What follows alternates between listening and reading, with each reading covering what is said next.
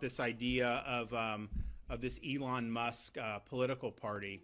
And yeah, I just want to say, I mean, I think Elon Musk has been, one of the most innovative entrepreneurs, not just in our country's history, but probably in world history. And I think he's done a lot. I think he's got a lot more left in the tank, obviously. I appreciated his efforts in the 2024 election. And I've been a big supporter of the idea of the Doge because the federal government's spending way too much money.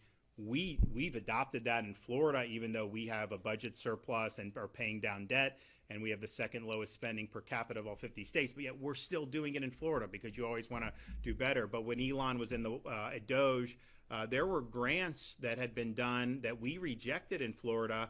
We would call Elon, they would cancel it immediately. We sent over almost $1 billion to where they were able to recover. There were DEI, there was stuff we're not doing.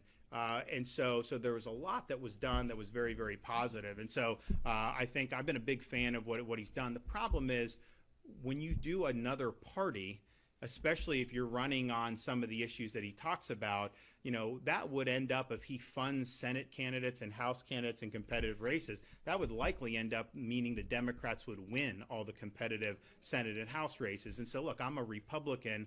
I don't want to see that happen.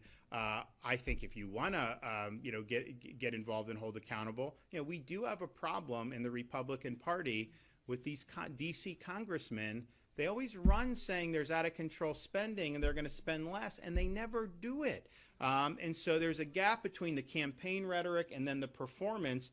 Elon was doing Doge, and a lot of Congress didn't want anything to do with actually adopting the Doge cuts, just like they haven't wanted to adopt the Trump executive orders on immigration and all these other things, which I think you have to adopt in law if you want them to have staying power. So I think there is a lot of frustration with the gap between the rhetoric in their district and the performance once they get into D.C. But the way you do that is expose that in a primary and show that there's another way forward. Honestly, if you're concerned about the debt, I wouldn't even worry about that, because I don't think just electing a few better people is going to change the trajectory. We need the incentives in Washington are going to lead to these outcomes, really regardless of the outcome of elections at this point. So you need to do a balanced budget amendment to the U.S. Constitution, and you can do that through the states.